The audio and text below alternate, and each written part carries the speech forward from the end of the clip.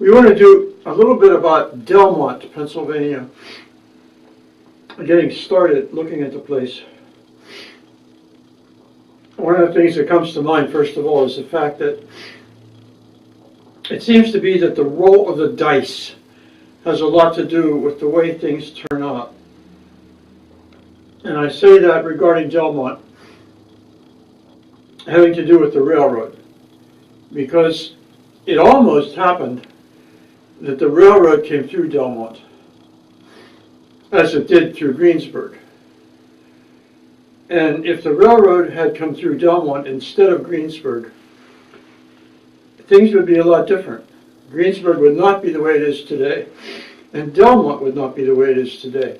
Probably Delmont would be a lot more like Greensburg. The one factor in Greensburg is that it's a county seat. Delmont was not, but Delmont had a lot of other things going for it. And we're going to eventually get a look at the possibilities, railroad possibilities of Delmont. But that wasn't until the 1850s. And until that time, Delmont was also a travel route on a stagecoach line. Actually, 5 different stagecoach lines went through Delmont. And it was a big route, east and west route, going from Philadelphia into Pittsburgh. It was the northern highway. Greensburg was on a southern highway. But what we have to think about is that early on, development never would have taken place at Delmont if there hadn't been some kind of settlement there. And what we're talking about is the Pennsylvania Land Office selling parcels of land after the Revolution. The Land Office was offering parcels out here in western Pennsylvania for, decent price, and it began with getting a warrant for the land.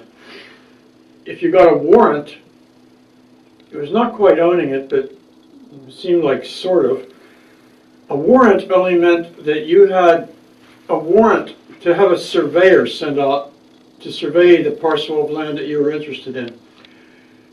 And the person who got the warrant for the land up there where Delmont is was a guy from Massachusetts? Yeah, a guy named Wilson, William Wilson. He got a warrant in 1784 for a survey to be done.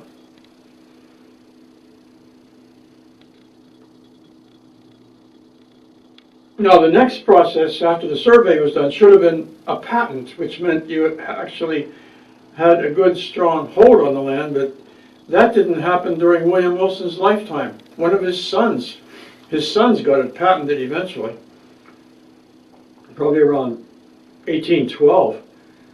But in the meantime, in 1785, William Wilson moved down here from Salem, Massachusetts, to see his new 300 acres. And what would he call it? New Salem. Why not? He was from Salem, Salem, Mass, a place where the witch trials had been held. And after he was passed on, about 1796, his sons inherited. Actually, he had more than sons. He had sons and daughters. And they all sold the property to one of the sons named Thomas.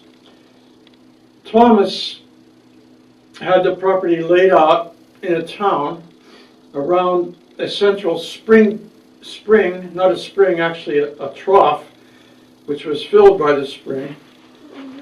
And on 2 days before Christmas in 1814, he had a public sale where he sold lots. And that's how the town of Delmont started out. And it was not called Delmont. It was New Salem Borough, as it was first incorporated. And it really never became officially Delmont until the 1960s. Really. It was called, the post office was called Delmont in the 1870s by Zimmerman, one of the early postmasters. He had it officially noted as Delmont because he liked the idea of a dell in the mountains, which it was to a sense. No, I think we should shut down at this point and then move on to other stuff. The kind of pictures we're seeing in the background here. I'll have some, visual stuff to look at and some verbal explanation, but I think this is enough to get it started. Okay, hang in there.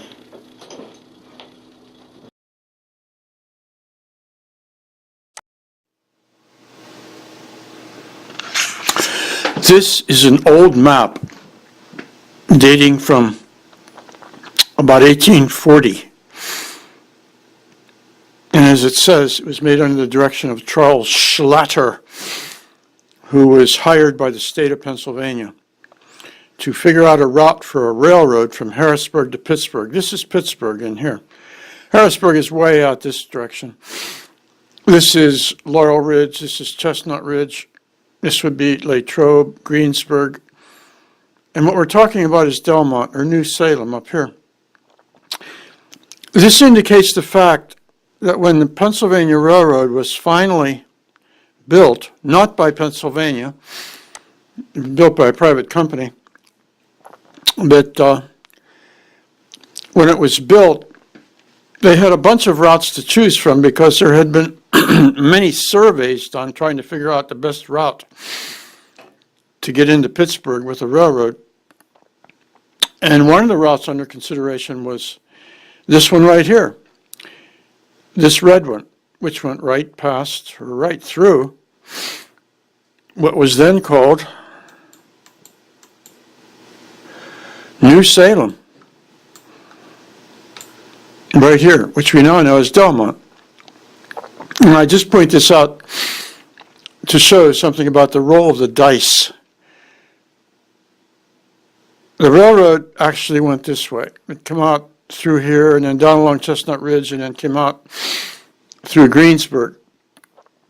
But that didn't necessarily have to happen that way. It was under consideration to bring it this way, down right through Delmont into Pittsburgh. And if that had happened, Delmont would have turned out to be a very different place than it is today. Actually, probably not as nice as it is today, frankly. One of the reasons why Delmont is the way it is because it has been bypassed, first of all, by the railroad, and second of all, by Route 22. When Route 22 was moved out of Delmont, that actually saved it from being a kind of trashed out mess of commercial establishments which happen along a busy highway.